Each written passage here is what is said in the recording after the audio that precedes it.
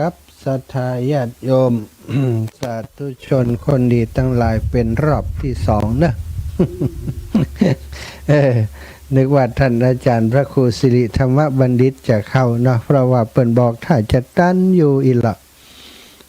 ตะกี้ก็โทรหาอูจากันเรียบร้อยตันอยู่ถ้าจะตันอยู่ถ้าจะแล้วมักจะเป็นอย่างนี้เนาะ ถ้าจะตันเลยบัดตันสักกรรมก็จัดสถานที่ที่หอประชุมคณะสงฆ์จังหวัดลำปางที่วิทยาลัยสงฆ์นครลำปางเนาะหอประชุมใหญ่ของวิทยาลัยสงฆ์นครลำปางนั่นเองจัดสถานที่ซึ่งจะมีการประชุมในวันที่14นะวันที่12ก็อีก2วันนะ13อีกวันเดียวเหลือ13เห็นวันเดียววันที่14จะมีการประชุมซึ่งก็จะมีการถ่ายทอดการประชุมนะให้ศรัทธาญาติโยมประชุมอบรมเนาะประชุมอบรมคณะสงฆ์พระสังฆาธิการระดับเจ้าอาวาสเจ้าสำนักสงฆ์เจ้าคณะตำบลเจ้าคณะอำเภอในพื้นที่ของจังหวัดลำปางของที่วิทยาลัยสงฆ์นครลำปางในวันที่14ที่จะถึงนี้ก็เลยเตรียมการในการประชุมอยู่ก็ทำให้ท่านอาจารย์สามารถจะเข้ารายการตามปกติได้ก็แตนแหมเหมาะตะกี้เป็นรายการของอาตมาเองอาตมาที่จะจัดในช่วง15 ถึง 16 นาฬิกา16 นาฬิกาถึง 17 นาฬิกาจะเป็นของท่านอาจารย์พระครูสิริธรรมบัณฑิตวันนี้เปิ่นบาอยู่แล้วเปิ่นบาจัดแล้วเนาะก็เอารายการเปิ่นเสียเลย จัดแตนเปิ่นเสียเลยนะ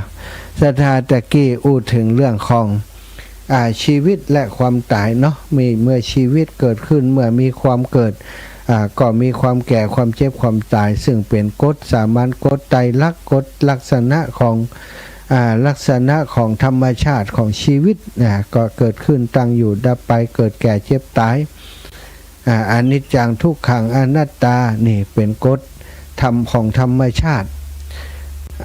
เมื่อเราเจอกฎของธรรมชาติอย่างนี้แล้วจะอย่างใดเพื่อจะพ้นจากความแก่ความเจ็บความตายไปได้ซึ่งเป็นไปมาได้เนาะโดยความเป็นจริงก็ทุกคนก็ต้องแก่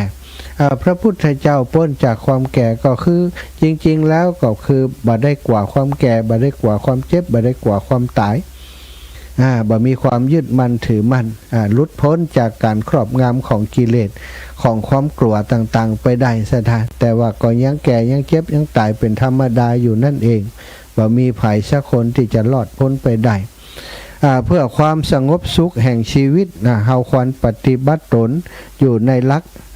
ต่อไปนี้อยู่ในหลักของต่อไปนี้1อ่อนน้อมถ่อมตนและนิยมยกย่องผู้อื่นหลักการที่จะเฮาเพื่อความสงบของชีวิตเฮาควรปฏิบัติตนอยู่ในหลักดังต่อไปนี้ข้อที่1อ่อนน้อมถ่อมตนและนิยมยกย่องผู้อื่นข้อที่2รู้จักตัดตอนอย่างเดียวพอต่อไปเนาะข้อ3กล้าต่อสู้ความทุกข์ยากข้อ4รู้จักช่วยเหลือตัวเองและพึ่งตนเองก่อนเป็นสิ่งที่ศรัทธาญาติโยมถ้าเราต้องการความสงบสุขของชีวิตเราควรปฏิบัติให้อยู่ในหลักการเหล่านี้มาดูว่าความอ่อนน้อมถ่อมตนและการนิยมยกย่องผู้อื่นจะทำให้เราสงบได้อย่างใดโดยธรรมดามนุษย์เราทุกคนบ่ชอบเย่อหยิ่งบ่ชอบคนที่เย่อหยิ่งจองห้องคนที่อวดดีคนที่บ่ยอมไผเนี่ยศรัทธาเฮาอาจจะดูว่าเฮานี่เท่อย่างอันอย่างอีบอกกว่าไผบ่ยอมไผเนี่ยเย่อหยิ่งต่างๆแต่คนอย่างนี้นั่นไผบ่ชอบเนาะเฮาเองก็บ่ชอบคนนิสัยอย่างนี้ถ้าเฮาเย่อหยิ่งจองห้องคนบ่ชอบแต่คนมักจะชอบคนที่อ่อนน้อมถ่อมตนเฮาเองก็เช่นเดียวกันหันคนที่เบิ่นสงบเสงี่ยมแจ่มตัวอ่อนน้อมถ่อมตนก็จะชอบจะฮักถ้าอยากให้เขาเกลียดชังก็เจิญเลยเนาะเจิญเป็นคนที่เย่อหยิ่งจองห้องคนจมบ่ลงคนที่ ดูแล้วบรรณาคบหาศรัทธายกตนข่มผู้อื่นถ้าอยากจะให้เขารักก็ต้องอ่อนน้อมถ่อมตนเป็นคนที่มีความเสงี่ยมเจียมตนต่อคนทุกประเภทวางตนอย่างเหมาะสมแก่กับคนทุกชั้นทุกเพศทุกวัยพยายามวางตนเสมอตนเสมอไปบ่ใจ3 วันดี4 วันร้ายบางวันก็อ่อนน้อมถ่อมตนบางวันก็ใจเป็นคนละคนอย่างบ่ใจต้องสม่ำเสมอเนาะประพฤติตนต่อผู้อื่นตามบ่ใจประพฤติตนต่อผู้อื่นตามอารมณ์ของตนคิดแต่จะให้ผู้อื่นเข้าใจเฮาตนโดยที่ตนบัดต้องเข้าใจไผนะเข้าใจตนเฮาตัวตนเฮาอย่างเดียวโดยที่ตนเองนั้นบัดบ่ยอมเข้าใจคนอื่นบ่มีไผเกลียดชังผู้ที่อ่อนน้อมถ่อมตนยิ่งเฮาอ่อนน้อมเขาก็ยิ่งยกย่องยิ่งเฮาแข็งกระด้างยกตนข่มผู้อื่นเย่อหยิ่งจองหองเขาก็ยิ่งอยากจะข่มเฮาอยากจะเอาชนะเฮาฉะนั้นควรฝึกตนให้เหมือนกับน้ำทำประโยชน์ทุกอย่างแล้วก็ไหลลงต่ำอ่อนโยนและละมุนละไมแต่ก็มีอานุภาพยิ่งนักคนยิ่งมีความดีมากก็ยิ่งอ่อนน้อมถ่อมตนบ่เย่อหยิ่งอวดดีคุณสมบัติที่จะตามมาของผู้ที่อ่อนน้อมถ่อมตนก็คือการนิยมยกย่องผู้อื่นด้วยความจริงใจจึงเป็นที่สำราญใจของอีกฝ่ายหนึ่งเป็นอย่างยิ่งเขาจะจำติดอยู่ในใจเป็นเวลานานแสนนาน10 ปี20 ปีที่ผ่านไปแล้วแต่คำยกย่องนั้นก็ยังผ่องใสอยู่ในความทรงจำของผู้อื่นอยู่ตลอดไปเนี่ยศรัทธาญาติโยมถ้าเราต้องการความสงบความสุขของชีวิตสิ่งหนึ่งที่จะต้องมีก็คือความอ่อนน้อมถ่อมตนอันนี้ก็เป็นมังคละเป็นมงคลเป็นกุศลกรรมบทอย่างหนึ่งเหมือนกันในกุศลกรรมบท10 ประการอัปปจายนะอัปปจายนะหมายบุญสำเร็จด้วยการเป็นคนอ่อนน้อมถ่อมตนเป็นคนที่บ่เย่อหยิ่งจองหองอย่างเปิ่นอย่างตัวเนาะศรัทธาถึงเปิ่นถึงตัวนี่ทุกคนในโลกใบนี้ชอบคนที่อ่อนน้อมถ่อมตนแต่คนเฮาเมื่อมีบางคนนี้เพิ่นเรียกว่ามีอีโก้เนาะ เรียนจบสูงมาก็ดีประสบความสำเร็จในธุรกิจอย่างโน้นอย่างนี้ก็ดีส่วนใหญ่คือคนที่มันคือถ้าเป็นคนรวยก็ยังบ่รวยแต่เตื้ออีตน่ะมักจะทำตัวโอ้โหอวดตัวโก้หรูบวดตัวเป็นคนร่ำคนรวยแต่คนที่เปิ่นรวยแต้ๆซ้ำเป็นคนที่อ่อนน้อมถ่อมตนทำตนเหมือนคนจนคนหนึ่งนะอย่างที่เปิ่นเล่าให้ฟังนะอากูผู้เป็นเจ้าของธนาคารนะจะทาผู้เป็นเจ้าของธนาคารวันหนึ่งมีความจำเป็นจะใช้สตังค์จะใช้เงินเนาะก็เลยแต่งตัวคือปกติแกก็แต่งตัวอย่างอันเวลาอยู่บ้านน่ะใส่เตียวขาสั้นใส่เตียวขาก้วยเป็นคนจีนเนาะแล้วก็ใส่เสื้อแบบคนแบบกุลีเพิ่นเรียกว่ากุลีหรือว่าคนทำงานนักกรรมกรใส่เสื้อผ้าแบบนั้นนะบ่สะอาดสะอ้านหยังแต่งตัวใส่เกิบเนี่ยไปธนาคารซึ่งในธนาคารนั้นเนาะคนงานที่อยู่ในธนาคารเจ้าหน้าที่ต่างๆนี่ล้วนแต่แต่งตัวใส่สูทอยู่ในห้องแอร์เย็นสบายแล้วคนที่ไปทำธุรกรรมที่ธนาคารนั้นก็แต่งตัวดูดีหมดเนี่ยพออากูคนนี้เข้าไปตาแก่คนนี้เข้าไปคนกับพ่อหน้ากันคือบางคนกับเบือนหน้าหนีทำหน้าขยะขยงโอ้ปู่เฒ่านี่มาอย่างนี่มาขอสตังค์เปิ่นก็มาอย่างใดคนเฒ่าคนนั้นก็มาเบิกสตังค์มาถอนสตังค์มาถอนสตังค์500 บาทเอาอันนั้นมาเอาบัญชีธนาคารมาวางแปะถอนสตังค์500 บาทคนงานติกำลังคนเจ้าหน้าที่ติกำลังทำนิติกรรมของคนอื่นอยู่นั้นก็บอกคือต่อคิวก่อนมาแกก็ไปต่อคิวเปิ่นพอไปถึงตาแกนี่ถอนตังอย่างตาอี ถอนตังค์อย่างน้อยเดียวต้องถอนนะ1 ปัน 2 ปันอย่างขึ้นไปถอน500นี่เสียเวลา ไม่อยากจะทำสันทะเท่าแก่อากูคนนั้นก็เลยบอกมันเสียเวลาแหละบัดสะดวกแหละมันน้อยล้ำไปกะอันถอนทั้งหมดในบัญชีนี้วะสันทะเอาเปิดพอในบัญชีของอากูมีเงินเป็น100 ล้านศรัทธาญาติโยมคนที่เป็นเจ้าหน้าที่อยู่ที่ห้านตกใจถอนได้อย่างใดเป็น100 ล้านจะเอาตังที่ไหนมาไม่บาหูในเมื่อคุณบอกว่าถอนน้อยบ่ได้ก็จะถอนนักไปเลยห้องผู้จัดการมาวะห้องผู้จัดการมาป๊อบมาหันใส่อากูตกใจเลยสัตว์อันนี้มันเจ้าของธนาคารนี่ ไปดูถูกเปิ่นนะไปดูถูกหันเปิ่นแต่งตัวอย่างอันนึกว่าเปิ่นเป็นตาสีตาสาเป็นคนธรรมดาเองเปิ่นถอนตังอย่างอันบ่ใครฮื้อเปิ่นวะสถาบ่ค่อยทำหน้าที่ปรากฏว่าเจ้าหน้าที่คนนั้นสถาก็คงจะทราบดีวันต่อมาก็ได้ไปทำงานที่ธนาคารนั้นอีกต่อไปโดยเหตุผลว่าธนาคารต้องบริการลูกค้าที่มานั่นเปิ่นต้องการจะถอนจะฝากต่อใดก็ต้องบริการให้เปิ่นบ่ใจว่าดูหันเปิ่นแต่งตัวซ้อมสอบมอซอแล้วนึกว่าเปิ่นเป็นตาสีตาสาคนธรรมดาที่จะเหยียดหยามดูแคว้นได้ ได้ทำงานต่อไปสักกรรมเรื่องนี้เป็นเรื่องจริงนะจ๊ะที่เกิดขึ้นในประเทศไทยที่กรุงเทพเนี่ยนะบ่เล่าว่าเจ้าสัวเพิ่นเป็นไผที่ไปนั่นนะ แต่ที่แน่ๆคือคนงานคนนั้นบ่ได้อยู่ต่อน่ะอันนี้ก็เป็นเรื่องที่บ่มีความอ่อนน้อมถ่อมตนสัทธาเป็นคนที่มองคนอื่นในบ่ได้ยกย่องคนอื่นมองคนอื่นเป็นคนติดต่ำกว่าตัวหันเปิ้นแต่งตัวมอซ้อแล้วก็คิดว่าเป็นคนยากจนทั่วไปนี่สัทธาเป็นคนเย่อหยิ่งจองหองเป็นคนที่บ่อ่อนน้อมถ่อมตนเขาจะหันเสมอเนาะคนยิ่งคนปัจจุบันนี้จะหันเยอะเลยโดยทั่วไปแล้วจะมั่นใจในตัวเองมั่นใจในการศึกษามั่นใจว่าตัวเองนี่เป็นคนดีกว่าคนอื่น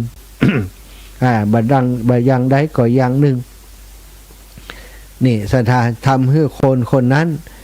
มีความเย่อหยิ่งมีความจองหองพองขนเย่อหยิ่งจองหองคนอย่างนี้นั้นบ่เป็นที่น่ารักของไผทั้งสิ้นเฮาเองก็บ่ชอบคนอย่างนี้นะศรัทธาแต่มักจะหันอยู่บ่อยๆแล้วก็ตรงกันข้ามเหมือนกันเนาะหลายๆคนบางครั้งบางทีก็เผลอไผ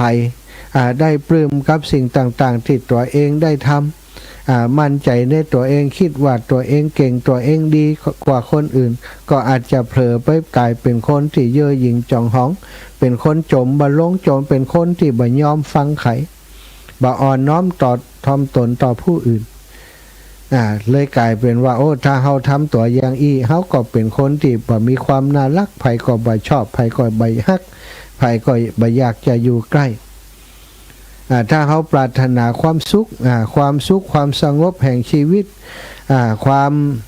มีเกียรติศรัทธาต้องเป็นคนที่ฝึกฝนให้ตัวเองเป็นคนมีความอ่อนน้อมถ่อมตนต่อคนทุกระดับชั้นบอกว่าไว้ในละเด็กละอ่อนคนเฒ่าคนแก่ตลอดถึงครูบาอาจารย์ต่างๆครูบาอาจารย์ที่มีความรู้ต่างๆเขาจะสังเกตหันว่ายิ่งเปิ้นมีความรู้นักเปิ้นมักจะอ่อนน้อมถ่อมตนบ่อวดเก่ง บ่อวดเก่งอวดดีอย่างนี่คนที่มีความรู้หมอกบัดเต่าใดนี่มักจะแสดงภูมิของตัวเองแต่คนที่เปิ้นเก่งแต่เขาจะหันว่ากว่าเปิ้นจะอู้ได้กว่าจะปากได้นะเปิ้นต้องรอคนมาถามก่อนถามก่อนอันนี้อย่างใดดีอันนั้นอย่างใดดีครับนี่แน่เปิ้นถึงจะตอบแต่ว่าคนที่ความรู้บ่ปานนักตัวใดอยากจะแสดงอีโก้อยากแสดงความรู้ให้คนอื่นหันว่าตัวเองนี่รู้ตัวเองนี่เก่งเปิ้นบ่ถามสักน้อยก็รู้ตอบก็มี แสดงความรู้แสดงว่าตัวเองนี่เก่งตัวเองนี่รู้นะ คนอย่างนี้ศรัทธามักจะบ่เป็นที่รักของคนอื่นถ้าเขาอ่อนน้อมถ่อมตนนะแม้จะมีความหู้มากต่อใดเวลาเกิดอย่างขึ้นอาจจะมาใช้ประโยชน์ได้แต่ว่าเมื่อบ่มีไผต้องการเปิ้นก็บ่แสดงภูมิบ่แสดงความหู้อย่างต่างๆให้คนทั้งหลายหันคนที่เย่อหยิ่งจองหองเขาจะมักจะพบในลักษณะที่ว่าคิงหู้กอว่าห้าเป็นไผอีนะ ตัวเขาเองนี่ยังบ่หู้ตัวว่าเป็นไผเนาะมักจะเป็นคนอย่างนี้จึงทำให้บันน่ารักในสายตาของคนอื่นถ้าเขาต้องการเป็นคนที่คนอื่นยอมรับคนอื่นชมชอบนะทุกคนต้องการให้คนอื่นชอบตัวเองสิ่งที่เขาจะต้องมีนั่นก็คือความอ่อนน้อมถ่อมตนแล้วก็ต้องอ่อนน้อมถ่อมตนสม่ำเสมอนะศรัทธาบัจจัยว่ากับคนหนึ่งเป็นอย่างหนึ่งกับคนหนึ่งเป็นอย่างหนึ่งหรือว่าวันนี้อ่อนน้อมถ่อมตนแหมวันเป็นแหมคน มันก็บัจจัยเนาะต้องฝึกฝนเพื่อเป็นอุปนิสัยเพื่อเป็นนิสัยคือเป็นสิ่งที่นอนเนื่องอยู่ในสันดานของเฮาเนาะก็คือเป็นปกติเป็นคนอย่างนี้โดยปกติอาตมาหันคนหนึ่งนะจ๊ะคนเฒ่าคนหนึ่งตอนที่เป็นอยู่ในหมู่บ้านนะนอกจากเป็นฆราวาสเป็นละอ่อนนะได้หันแม่ยายคนนี้เป็นคนที่อ่อนน้อมถ่อมตนศรัทธาญาติโยมแต่ว่าบังเอิญว่าเปิ้นก็เป็นคนจนนะเปิ้นเป็นคนจนด้วยแล้วเปิ้นก็อ่อนน้อมถ่อมตนเปิ้นอู้หยังต่างๆเนี่ยอู้แบบภาษาที่เปิ้นสื่อสารเนี่ยแสดงถึงความอ่อนน้อมถ่อมตนบ่าอ้ายอีปี้เนี่ยเวลาเปิ้นจะอู้ไผเนี่ยบ่าอ้ายอีปี้ไปที่ไหนเจ้าเปิ้นอู้ม่วนนะอิมอ้ายอีปี้ไปที่ไหนเจ้าเปิ้นจะยะหยังเปิ้นจะอ่อนน้อมถ่อมตนการกิริยาอาการส่วนตัวของเปิ้นเนี่ยศรัทธาจะอ่อนน้อมถ่อมตนบ่าด่าบ่าก้าวเล้ากับไผบ่าก้าวเล้ากับไผเปิ้นมักจะใช้คำว่าขอโทษขอสุมาเตเนอะขอสุมาเตเนอะจะเป็นกรรมที่เปิ้นใจติดตัวอยู่ประจำเปิ้นว่ามีอยู่ข้างหนึ่งคุณยายคนเนี้ยนะที่คุณยายเปิ้นอ่อนน้อมถ่อมตนเนาะสุมาเตเปิ้นสมัยก่อนนี้เวลาเปิ้นจะมันเป็นเหล้าเป็นโคนักเนาะเวลาเปิ้นเจ็บต้องจะถ่ายนักถ่ายเบานี่บางแต่ก็ข้างตังหั่นเนาะ ตำเหล้าตำโคหั่นนะคุณยายคนนี้นี่เปิ้นปวดฉี่ซะท่าเปิ้นก็ไปจะฉี่ที่ข้างตังหั่นกะแหวกก่อหญ้าไปก็ไปอยู่ที่มันเป่งๆเห็นน้อยนะก็ฉี่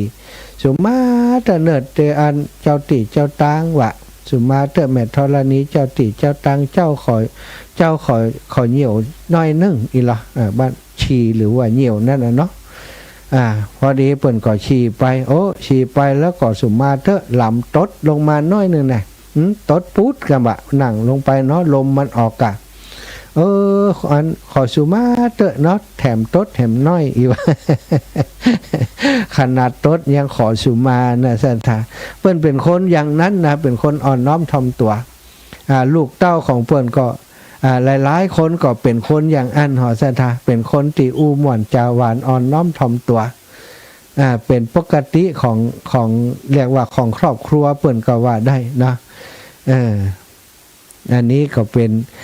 ถ้าเป็นอย่างอีมันนาหักนาสถาเนี่ยเปิ้นตายไปจัดเมินนั่นนะอาตมายังนึกถึงเปิ้นอยู่นึกถึงเรื่องที่คนอื่นเล่าถึงเปิ้นเนี่ยก็จะเล่าถึงว่าเปิ้นเป็นคนอ่อนน้อมถ่อมตัวนะเปิ้นบ่เคยด่าฮื้อไผแม้กระทั่งงัวควายเปิ้นยังด่าเลยซะตาแม่อุ้ยนี่เป็นคนดีมากเนาะนี่คนอ่อนน้อมถ่อมตนคนก็ยังระลึกถึงนะถ้าเปิ้นเป็นคนทั่วไปที่บ่อ่อนน้อมถ่อมตนบ่เป็นคนที่มีความพิเศษในตนนะก็บ่ค่อยจำนะผ่านไปก็ผ่านไปเมื่อเราต้องการความสุขในชีวิตสิ่งหนึ่งที่จะต้องมีคุณสมบัติที่จะต้องมีก็คือความอ่อนน้อมถ่อมตน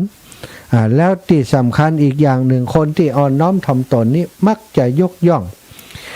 ชื่นชมผู้อื่นด้วยความจริงใจอันนี้ศรัทธาจะเป็นปกติของคนที่อ่อนน้อมถ่อมตนจะยกย่องชื่นชมคนอื่นโดยความจริงใจ ต้องวงเล็บว่าด้วยความจริงใจคนที่บ่อ่อนน้อมถ่อมตนนี้ถึงจะชื่นชมคนอื่นยกย่องคนอื่นแต่บางทีนั้นบ่ได้ยกย่องด้วยความจริงใจสถายกย่องเพื่อจะให้ตัวนี้เป็นที่ยอมรับของคนนั้นเลยยกย่องเปิ่นไปบ่มีความจริงใจต่อใดส่วนคนที่อ่อนน้อมถ่อมตนนี่เปิ่นมักจะเป็นคนที่ยกย่องชื่นชมคนอื่นโดยความจริงใจคนอย่างอีจึงเป็นที่รักของคนทั้งหลายนะของคนทั้งหลายเปิ่นเมื่อเฮายกย่องชื่นชมคนอื่นโดยความจริงใจคนอื่นก็สัมผัสได้ซะทะคนอื่นก็สัมผัสได้เปิ่นก็มีความสุขใจยิ่งเฮาเป็นคนที่มีความรู้ความสามารถเหนือกว่าเขาก้าอย่างนี้ถ้าเฮาชื่นชมยกย่องเขาเขาก็จะดีใจมีความสุขใจ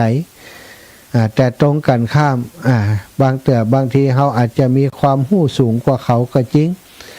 เนาะแต่ว่ามันก็รู้บางเรื่องบ่ใจรู้ทุกเรื่องแล้วก็เอาความรู้ติดตัวมีนี่ไปข่มคนอื่นบ่เคยยกย่องไผเพราะคิดว่าตัวดีกว่าคนอื่นก็เลยบ่ได้รับความฮักจากคนอื่นคนอื่นก็บ่ยกย่องกลับซะดาเนาะมีแต่บอกว่าอันนี้มันคนยิงคนเฮาจนเปิ้นคบเฮาหรอกเปิ้นเป็นคนรวย มีอย่างเกิดขึ้นกับคนนั้นฮู้ข่าวอย่างมาที่บ่ดีเกี่ยวกับเขาที่จะทำความเสียหายให้กับเขาก็บ่อยากบอกบ่อยากช่วยเหลือบ่อยากจะไปยุ่งเกี่ยวด้วยเพราะอะไรอย่างก็เพราะเขาเป็นคนแข็งกระด้างบัดหน้าคบบัดหน้าดูแลบัดหน้าช่วยเหลือแต่ถ้าตรงกันข้ามแล้วก็มักจะเป็นที่ฮักใคร่ของคนทั้งหลายมีอะไรอย่างเกิดขึ้นก็คอยบอกคอยเตือนตักเตือนบอกกล่าวช่วยเหลือนี่ศรัทธาเฮาจะเลือกเป็นคนอย่างใดอยู่ที่เฮาเนาะถ้าอยากให้คนอื่นฮักก็ต้องฮักคนอื่นอยากจะให้คนอื่นยกย่องก็ต้องยกย่องคนอื่นก่อนอยากจะให้คนอื่นสนใจชอบใจอยากจะคบหาสมาคมก็ต้องเป็นคนที่อ่อนน้อมถ่อมตนต่อคนทุกคนที่มาคบมาหาเฮาอันนี้ข้อที่หนึ่งข้อที่สองเพื่อความสงบสุขแห่งชีวิตก็ข้อที่สองฮู้จักตัดตอนอะไรอย่างตอนต้นไม้กะ ฮู้จักตัดตอนมนุษย์เฮาผู้ที่ยังมีกิเลสอยู่ย่อมทำดีพ่องย่อมทำชั่วพ่องตามอำนาจของกิเลสของคุณธรรมและกิเลสที่เกิดขึ้นเป็นครั้งคราวคนที่ได้รับการยกย่องเนาะว่าเป็นคนดีก็ต้องเคยทำความชั่วหรืออย่างน้อยก็มีอยู่ในใจคนที่ภัยพากันหันว่าเป็นคนชั่วก็คงเคยทำความดีมาแล้วมาทำความดีมาพ่องหรือว่าภายหน้าอาจจะเป็นคนดีมากก็ได้ผู้ที่มีปัญญาจึงบ่ควรตัดสินคนด้วยเห็นการกระทำเพียงครั้งสองครั้งของเขาแล้วก็ตัดสินว่าเขาเป็นคนเช่นนั้นไปตลอดชีวิตบัณฑิตต้องรู้จักตัดตอนจะตัดตอนคนที่เคยทำชั่วเมื่อเขาสำนึกชั่วแล้วก็บ่ใจว่าจะกลับเป็นคนนี้บ่ได้ควรให้โอกาสเขาเพื่อเขาจะได้กลับตัวเป็นคนดีตระหนักอยู่เสมอว่าตอนนั้นกับตอนนี้อาจจะบ่เหมือนกันมนุษย์เปลี่ยนแปลงอยู่เสมอตามสิ่งแวดล้อมและคุณธรรมในใจบ่พึงจะด่วนแตกจากมิตรบ่ควรจะผูกเวรกับไขด้วยการกระทำเพียงครั้งสองครั้งของเขาต้องรู้จักฮื้ออภัยฮื้อตัดตอนในที่นี้ศรัทธาญาติโยมเขาอาจจะหันว่าในสมัยก่อนสมมุติว่าได้คบหากันตอนที่เป็นเด็กๆก็ตอนที่เป็นนักเรียนก็ตอนที่ทำงานด้วยกันก็ได้หันนิสัยได้หันสันดานของคนนี้ว่าเป็นคนอย่างนั้นอย่างนี้แต่พอต่อมาเขาเปลี่ยนไปเป็นคนละคนดูแล้วเขาเปลี่ยนแปลงตัวเองได้เมื่อเขาหันสภาพอย่างนี้เขาหันเขาเป็นอย่างนี้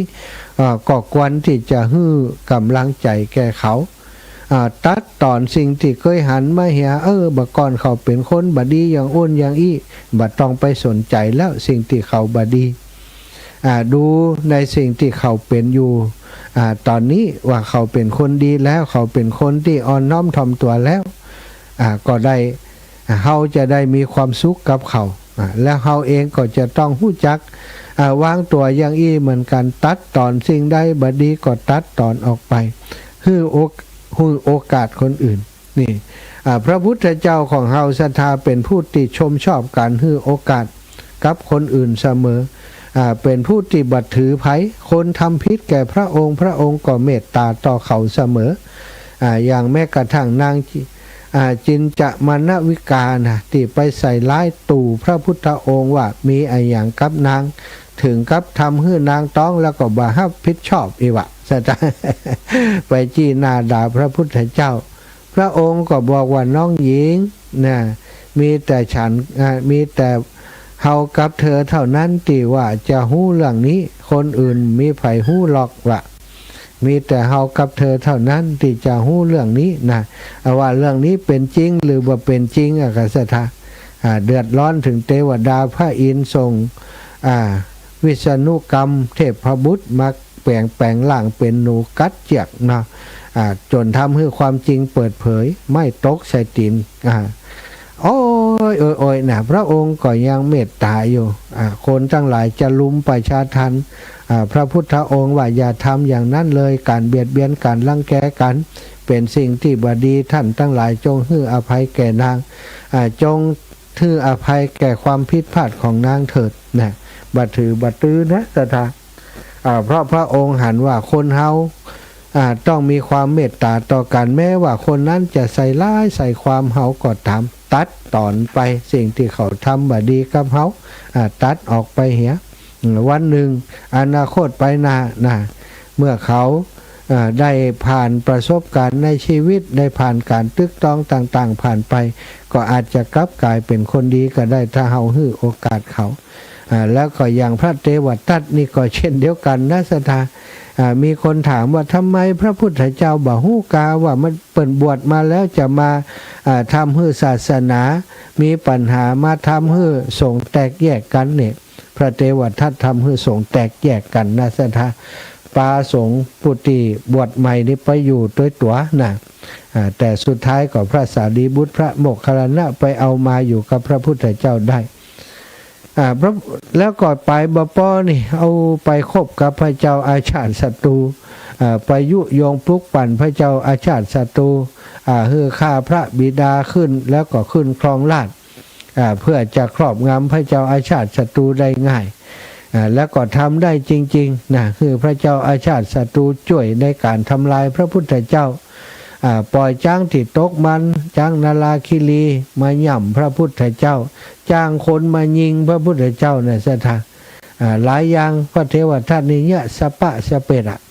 แล้วก็กิ้งบ่หินมาใส่พระพุทธเจ้าแห่มโลเนาะอยู่บนเขาบนขึ้นไปบนเขาหัวพระพุทธเจ้าเดินมาเตียวมาตั้งลุ่มกิ้งบ่หินลงมาแต่บ่หินนั้นมัดกิ้งลงมาขลุ่มเนาะด้วยเตชะปรมีเมตตากุลของพระพุทธเจ้าบ่หินนั้นก็มากิ้งมาติดตีแง่งหินเหียบ่หินก้อนติกิ้งลงมาไปตกใส่ซอกหินแล้วก็กิ้งต่อไปบ่ได้แต่ว่าสะเก็ดของบ่หินติดแตกนั่นน่ะเนาะสะเด็นมาใส่พระชงหน้าแข้งของพระพุทธเจ้าทำให้เกิดการห่อพระโลหิตขึ้นมาอันนั้นก็คือถือว่าเป็นบาปอย่างใหญ่ที่ที่พระเทวทัตทำกับพระพุทธเจ้าถึงกับกล้าที่จะปรงพระชนพระองค์ถึงบ่สำเร็จแต่ก็เป็นบาปกรรมติดตัวเปิ้นก็มีคนถามว่าทำไมพระพุทธองค์บ่ทรงทราบครับว่าบวชมาแล้วพระเทวทัตจะเป็นอย่างนั้นหู้หมดศรัทธาหู้ตลอดตั้งแต่ต้นถึงปลายแต่ที่พระองค์ปล่อยบวชนั้นศรัทธาคือเหตุผลว่าวันหนึ่งพระเทวทัตนั้นถึงที่สุดชั่วถึงที่สุดแล้วจะกลับเป็นคนดีจะสำนึกผิดในสิ่งที่ตัวเองกระทำ ก็เป็นจริงอย่างนั้นสถาตอนสุดท้ายมานี่พระเทวทัตก่อนจะมรณะก่อนจะตายนี่รู้สึกว่าตัวเองบ่ไหวแล้วก็นึกถึงความผิดพลาดต่างๆที่ทำกับพระพุทธเจ้ามานึกถึงด้วยความจริงใจนะนึกถึงว่าเฮานี่บาปกรรมนักหนาลู่นี่ทำกับพระพุทธเจ้าหลายอย่างหลายประการเพราะความมักใหญ่ไฟสูงของเฮาเพราะกิเลสตัณหาที่บังตาเฮาทำให้เฮาได้ทำอย่างนี้กับพระพุทธองค์คงเป็นบาปนักบาปหนาอยากจะไปกราบขอขมาต่อพระพุทธองค์ที่พระต่อหน้าพระพักเลยสถาก็บอกให้ลูกน้องว่าตัวเองจะเดินทางเข้าเฝ้าพระพุทธเจ้าที่พระวิหารเชตวันส่งข่าวไปคือพระพุทธองค์ทรงทราบพระพุทธองค์ทรงทราบว่าพระเทวทัตจะไปหาก็บอกคนที่ส่งสารมาหันบอกบัดต้องเสียเวลาละพระเทวทัตมาบัดถึงเขาจะถูกแผ่นดินสูบในที่สุดเมื่อใดที่เขาวางเท้าลงไปในแผ่นดินจะสูบเขาว่าอันนะสถาพระเทวทัตเมื่อหู้ข่าวอย่างอันก็เลยบอกให้เขาหามแค่จะบ่เอาตีนเนี่ยลงดินเด็ดขาดให้เขาหามแค่มา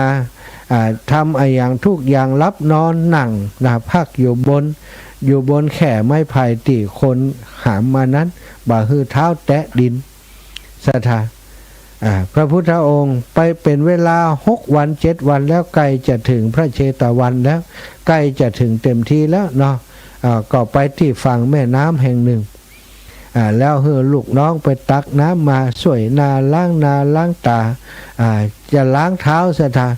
ความที่คิดว่าคงบ่เป็นไปดังที่พระพุทธองค์ทรงตรัสหรอกเฮาคงบ่ถูกแผ่นดินสูบหรอกอย่างอันกันเนาะด้วยความประมาทและด้วยความเผลอเลอหรืออย่างใดบ่ทราบได้พระเทวทัตจะเอาน้ำล้างเท้าสถาก็เลยเอาเท้าหรือว่าตีนนั่นแหละนะวางลงบนพื้นหนาแยกวางตีนลงป๊อบโอ้โหแผ่นดินก็แยกเลยทันทีสถาหูบเอาร่างของพระเทวทัตลงไปสู่นรกโลกันไฟบรรลัยกันมาจากนรกหูบลงไปเลยว่ะเนาะบ่ได้อยู่ตัดนั่นนะบ่ฮู้ว่ามันเป็นอย่างใด เปิ้นบอกมาอย่างนี้แต่ว่าก่อนที่พระเทวทัตจะถูกไฟสูบลงไปนั้นจิตของท่านนะได้เกิดความสำนึกผิดขึ้นนะแล้วก็เปล่งวาจาว่าพุทโธเมนาโถพุทโธเมนาโถพุทโธเมนาโถพระพุทธเจ้าเป็นที่พึ่งของข้าพเจ้าพระพุทธเจ้าเป็นที่พึ่งของข้าพเจ้าแล้วก็วูบลงไปเลยสถานโดยกรรมที่พระเทวทัตได้เปล่งอุทานมานั้นนะจึงจะเป็นเหตุเป็นปัจจัยให้ในอนาคตไปหน้านั้นพระเทวทัตจะได้บรรลุธรรมนะเป็นพระปัจเจกพุทธเจ้าองค์ใดองค์หนึ่ง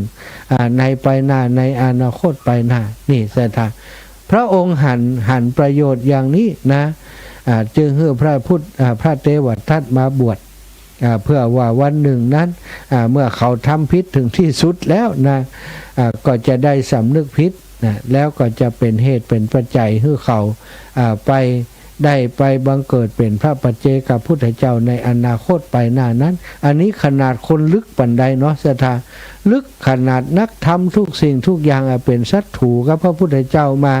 บ่ฮู้กี่ภพกี่ชาติแม้แต่ชาติสุดท้ายก็ยังเป็นศัตรูอย่างนี้แต่ว่าในชาติสุดท้ายนี้ก็ทำให้พระเทวทัตได้ไถ่ถอนการเป็นผู้จองล้างจองผ่านหรือว่ามีเวรกับพระพุทธเจ้าได้สำนึกได้ขอขมาพระพุทธเจ้าสุดท้ายนะพระพุทธองค์ก็ทรงทำนายว่าอนาคตไปหน้าเขาก็จะได้เป็นพระโพธิสัตว์องค์ใดองค์หนึ่งอันนี้ก็คือสิ่งที่สำคัญนะศรัทธาสำคัญมากการให้อภัยการเข้าใจผู้อื่นนะทำให้โอกาสผู้อื่นนั้นเป็นการสั่งสมคุณงามความดีสำคัญอีกอย่างหนึ่งเหมือนกันนะเฮาบ่พึงจะแตกกับมิตรง่ายๆเตื้อมีมิตรมีเปื่อนมีพี่มีน้องเขาอาจจะทำบ่ดีก็เฮาพ้องแต่หวังว่าวันหนึ่ง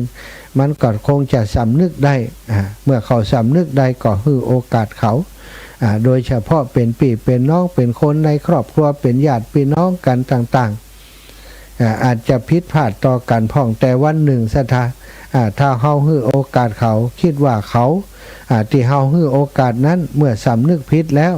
มิตรภาพก็กลับมาเหมือนเดิมได้ถ้าหู้จักให้อภัยแล้วก็เขาก็มีโอกาสที่จะสำนึกผิดในถึงแม้ว่าเขาจะบ่สำนึกผิดก็ต้องให้โอกาสต่อไปการที่มีเมตตาการให้โอกาสคนอื่นนั้นแสดงถึงเรียกว่าธรรมะในใจของเฮามีมากกว่าเขาเนาะ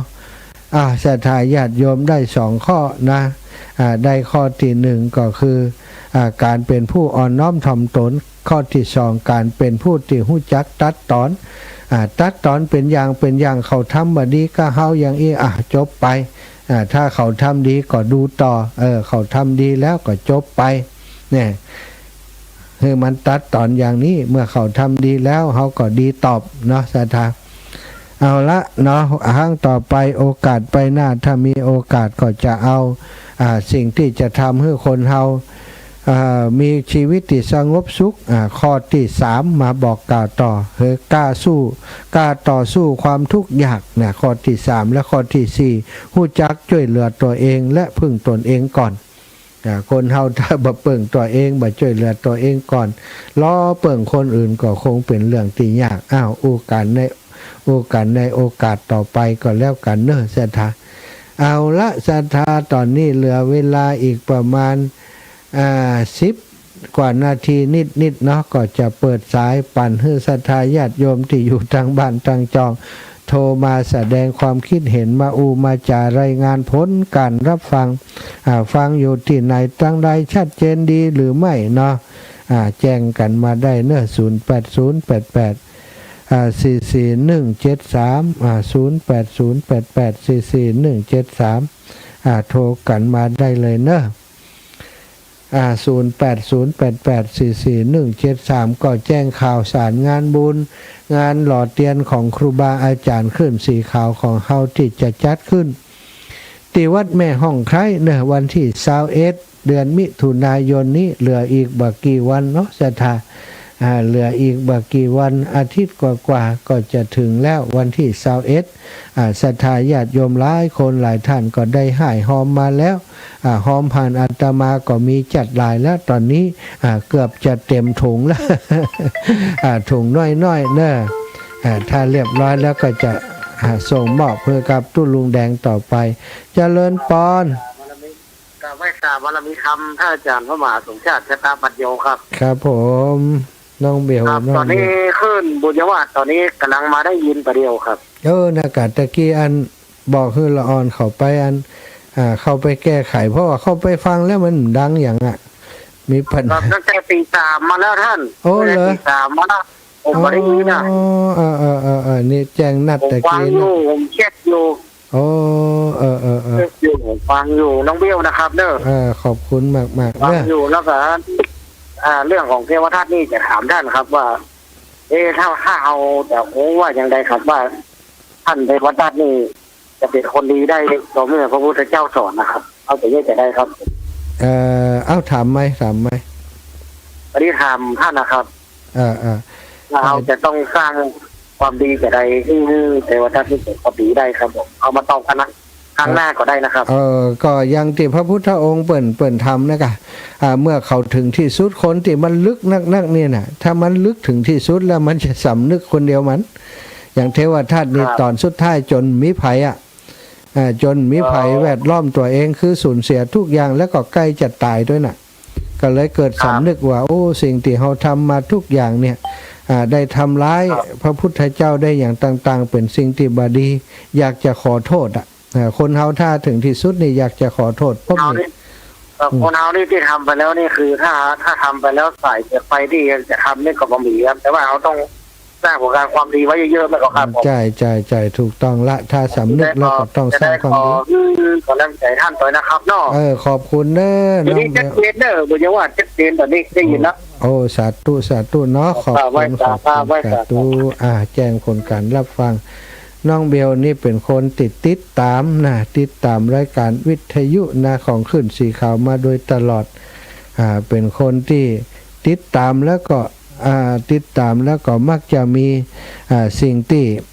เป็นประโยชน์เนาะเป็นคำถามก็อย่างก็ต่างๆเป็นประโยชน์สอบถามครูบาอาจารย์ตลอดเหมือนกันนะก็ขอบคุณเน้อน้องเบลแจ้งผลการรับฟังมาแล้วก็แจ้งในเรื่องของเรื่องราวของสถานีเนาะบางทีช่างเทคนิคก็มีงานนัก ว่าเขาไม่ได้เข้าไปติดตามไม่ได้เข้าไปเช็คสถานีนะก็อาจจะ อย่างที่ว่านะเนาะโอ้เงียบวันคำได้ฟังอย่างเลยตะกี้เข้าไปเปิดลิงก์ว่าโหจะได้ดับปิ้งก่อนเราได้แจ้งไปที่ลูกบ่าวน้องนัทสถาพรสุธาคำแกก็เข้าไปเช็คไปดูแล้วก็เข้าไปเกาะสัญญาณใหม่ตอนนี้ก็เรียบร้อยแล้วเนาะสถาตังลำปางตังลำปางโทรมา1 สายแล้วตังเชียงใหม่ต่างเชียงไฮ้นี่บัดถึงแต่เนาะ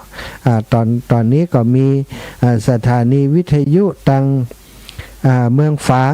ตังเมืองฝางตัง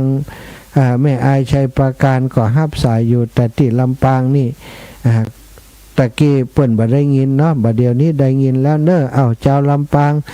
โทรแข่งกับเจ้าเชียงใหม่พ่องเน้อโทรแข่งกับเจ้าเชียงใหม่พ่องเนาะเจ้าลำปางอยู่ที่ไหนโทรมาให้กำลังใจกันบ้าง บางพ่องเปิ่นรอฟังตอนค่ำตอนนี้ปุ่นเสถาทางลำปางนี่ฟังตอนค่ำเนาะส่วนใหญ่เจริญปอนแม่สุแก้วฟังอยู่เจ้าฟังอยู่ได้ยินอยู่เจ้าได้ยินอยู่กาดับปิ้งนี่ยินกับบหันตักมาไม่จะตักไปหมดเวลาละค่ะกันหน้ากะก็ตักมาตอนนี้ก็ตอนที่หมดเวลานี่กะแม่สุแก้วสบายดีเนาะสบายดีเจ้าไปขายของอยู่กะไปเจ้าวันที่21ปากันเนาะไงไปว่าเจ้าอันนี้ตายละตึมไปสักงานกำแล้วต้นมาได้ไปท่านรถมันที่มีเหมือนกับตะก้อนหรอบ่มีอย่างใดรถตังไปจังไห้น่ะตรงอันแม่บอกฮู้สิว่าเพิ่นจะขึ้นที่ไหนอยู่ได้ไฟจะได้หมู่บ้านเอาได้ไฟได้ไฟเจ้าเดี๋ยวจะไปเดี๋ยวจะเอารถไปวนครับใจไปก่อนเลยฮะน้องใจเมียไปตัวยับไปใจซ้ำให้แต่ตู้นะแม่นะสาวแม่ยาแก้วหายไปเนินลูกแม่กล้าขายมะม่วงนี่แม่เลี้ยงมะม่วงนี่หายไปหมดนึกว่าลืมนึกว่าลืมเบอร์ไปแล้วอีกอ่ะนี่ยังจำได้อยู่ปู่สมองปู่วันปู่อย่างมันวันนี้มาได้ยินตั้งว่าตี 3ก็ยังบอกจะโทรไปได้สักพอลูกจ้าเอาไปดามอย่างก็โทรบอกสถานีมดีไปจ้ะเนี่ยนั่นสถานีมดีอีกอ่ะได้ยินมาตั้งแต่แม่ตี 3พอน่ะดูก็บอกจ้ะได้ยินเข้มได้ยินว่ะได้ยินว่ะ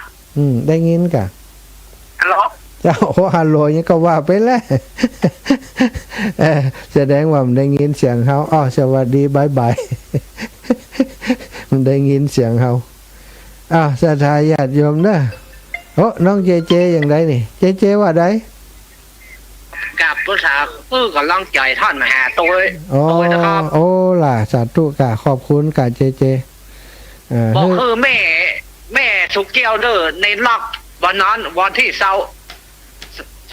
ในล็อกจะปล่อยแล้วครับแหละแม่สุกแก้วอันสีโพธารามยังเรื่องสารปีเนอะแม่บัดแม่สุกแก้วคนละสุกอันนั้นสุกแก้วอันนี้สุกแก้วว่าแม่สุกแก้วที่อันนั้นอันนั้นที่ทำได้ยินแต่บ่ได้ยินแรงบึดปุ่นละแม่สุกแก้วสีอันนั่นสอนสีนุสอนเนาะครับสัตว์ตู้เนื้อละเจเขากำลังใจท่านมาหาตัวนะครับครับผมสัตว์ตู้ขอ ขอแขนท่านนะฮะหายว่าเว้ยนะครับ เอาลักหันแหละลักหันนั้นมัดแขนก็ สาธุเนอะ ครับครับครับนะครับ สาธุโอ้แขนยังบ่ดีเด้ออดเอาเสียท่าเดี๋ยวก็ดีเดี๋ยวก็ดีเดี๋ยวก็หาย เดี๋ยวก็หายเป็นได้ก็หายได้ ถ้าหายมันได้ก็พุ่นตัวกันไปจนตายเพื่อเนาะ มันตามอย่างอันกันมันก็ต้องหายสักวันเนาะธรรมดาของชีวิตสถาเจ็บเป็นเย็นอุ่นทุกคนก็เป็นเหมือนกันนะความจริงอาตมามีเปื่อนจัดนักนะที่เป็นอย่างเดียวกันเนี่ยเป็นนั่นเจ็บแขนเนี่ยเยอะเลยเนาะเอาละเนอะศรัทธาญาติโยมพอเวลาแล้ว16:57 นาทีก่อนจะหมดเวลาก็ขออำนวยพรให้ศรัทธาทุกคนทุกท่านติดตามรายการสารธรรมยามบ่ายในค่ำวันนี้เย็นวันนี้เนาะบ่ายวันนี้อยู่ดีมีสุขได้มีอายุมันขวัญยืนศรัทธาท่านเจ้าตั้งหลายจากเหตุก่อปันมาจากหาก่อปันได้จะเดินทางขึ้นเหนือล่องไตให้ได้ปลอดภัยในทุกเส้นทางเนอจัตตารโอธรรมาวัฏันติอายุวัน